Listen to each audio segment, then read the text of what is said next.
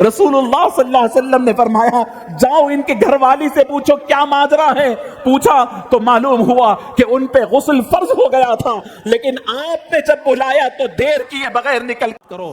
حضرت حنظلہ رضی اللہ تعالی عنہ رسول اللہ صلی اللہ علیہ وسلم کے ایک زبردست صحابی ہے. فرماتے ہیں کہ ان کا نکاح ہوا، شادی ہوئی، شادی کی رات ہے، اپنی اہلیہ محترمہ کے ساتھ گھر کے اندر ہے، اچانک جنگ کی ضرورت ہو گئی.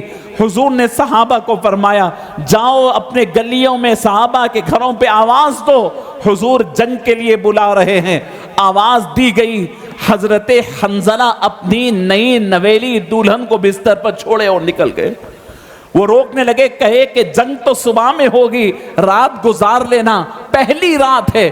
نکل کر کے جا رہے ہیں. شاید وہ اپنے آپ میں کہہ رہے تھے کہ جنگ کی ضرورت تو کل پڑے گی، لیکن حضور نے تو اب بلایا ہے، دیر کر دوں گا اس دنیا کی خاطر تو حضور کے نافرمانوں میں کہیں شمار نہ ہو. بس اس خوف سے وہ نکل گئے، راتوں رات نکل گئے.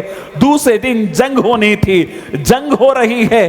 جنگ کے اندر قسمت ایسی تھی کہ اللہ نے شہادت نصیب فرما دی. میتوں کے درمیان سب کو ڈھونڈ لیا گیا، حضرت حنظلہ نظر نہیں آتے. حضور نے فرمایا ڈھونڈو حنظلہ کو. حنظلہ کو ڈھونڈا گیا، نہیں ملا. حضور نے آنکھ اٹھا کر دیکھا تو آسمان و زمین کے درمیان معلق ہے حنظلہ، فرشتے انہیں غسل دے رہے ہیں. رسول اللہ صلی اللہ علیہ وسلم نے فرمایا جاؤ ان کے گھر والی سے پوچھو کیا ماجرا ہے. پوچھا تو معلوم ہوا کہ ان پہ غسل فرض ہو گیا تھا، لیکن آپ نے جب بلایا تو دیر کیے بغیر نکل کر آ گئے. اللہ رب العزت ان کی اس بات کی لاج رکھی. شہید ہو گئے تھے، شہید کو غسل نہیں دیا جاتا، چونکہ حالت نجاست میں، ناپاکی کی حالت میں ان کا انتقال ہوا. تو فرشتوں کو بھیجا کہ اے میرے فرشتوں، میرا یہ بندہ اپنی بیوی کو اور بستر کو چھوڑ کر آیا ہے، فرشتوں اترو اور انہیں غسل دینا. فرشتے غسل دے رہے تھے.